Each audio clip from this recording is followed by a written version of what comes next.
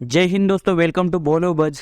सबसे पहले forex reserve क्या होता है इसको समझ लेंगे। जिन लोगों को इसके बारे में पता नहीं, अगर वह आगे का वीडियो देखेंगे तो उनको ज़्यादा समझ में नहीं आएगा।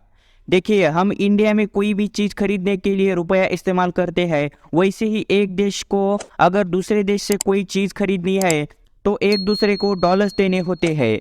डॉलर इंटरनेशनल करेंसी है और दुनिया का 99.99% रेट डॉलर में होता है, इसलिए इंटरनेशनल करेंसी डॉलर है जो हर एक देश में इस्तेमाल की जाती है। इसी विदेशी मुद्रा भंडार को हम फॉरेक्स रिजर्व कहते हैं। सिर्फ डॉलर में रखा हुआ विदेशी पैसा फॉरेक्स रिजर्व में आता नहीं।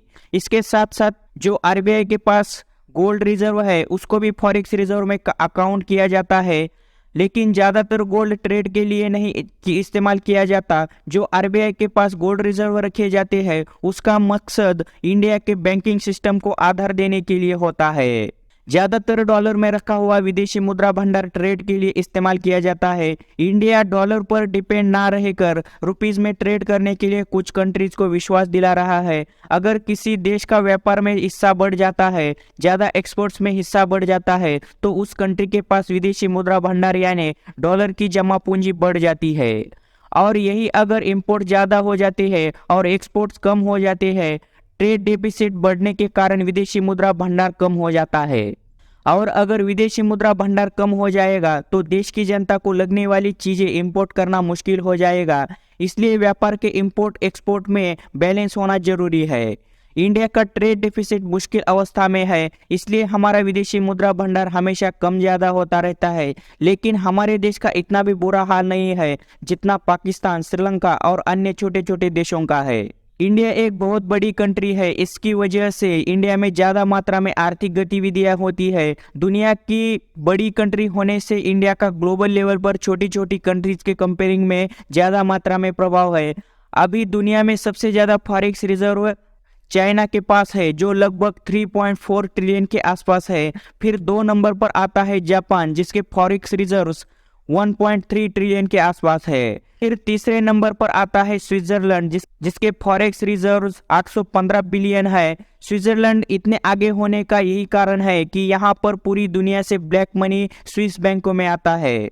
इसकी वजह से स्विट्जरलैंड 3 नंबर पर पूरी दुनिया में फॉरेक्स रिजर्व के मामले में है। 4 नंबर पर रशिया अभी भी रुका हुआ है 590 बिलियन यूएस डॉलर के साथ। रशिया को अब यह पैसा इस्तेमाल करने में बड़ी दिक्कत आ रही है, मतलब रशिया यह पैसा बिल्कुल इस्तेमाल नहीं कर पाएगा जब तक इन पर लगाए हुए सैंक्शंस हट नहीं जाते। फिर दुनिया में 5 नंबर पर आता है हमारा प्यारा भारत। इंडिया के फॉरेक्स रिजर्व्स 588 बिलियंस है 28 अप्रैल 2023 तक। फिर 6 नंबर पर आता है ताइवान, फिर हांगकांग, साउथ कोरिया, ब्राज़ील, ये कंट्री आते हैं।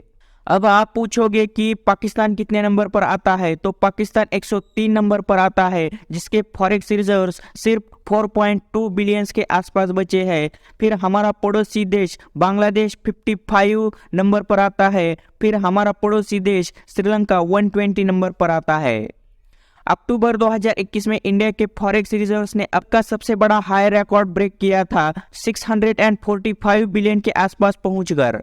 2021 में रुपए की वैल्यू ग्लोबल मार्केट में काफ़ी गिर चुकी थी, तो इंडियन रुपीस को बचाने के लिए हमारी गवर्नमेंट ने 100 बिलियन डॉलर लगाए। इसकी वजह से इंडिया के फॉरेक्स रिजर्व्स 100 बिलियन से गिर चुके थे। अभी पिछले हफ्ते रिजर्व बैंक ऑफ इंडिया ने अपनी एक स्टेटमेंट में कहा कि इंडिया के फॉरेक्स रिजर्व 4.532 बिलियन से बढ़ चुके हैं और पहुंच चुके हैं 588.78 बिलियन तक।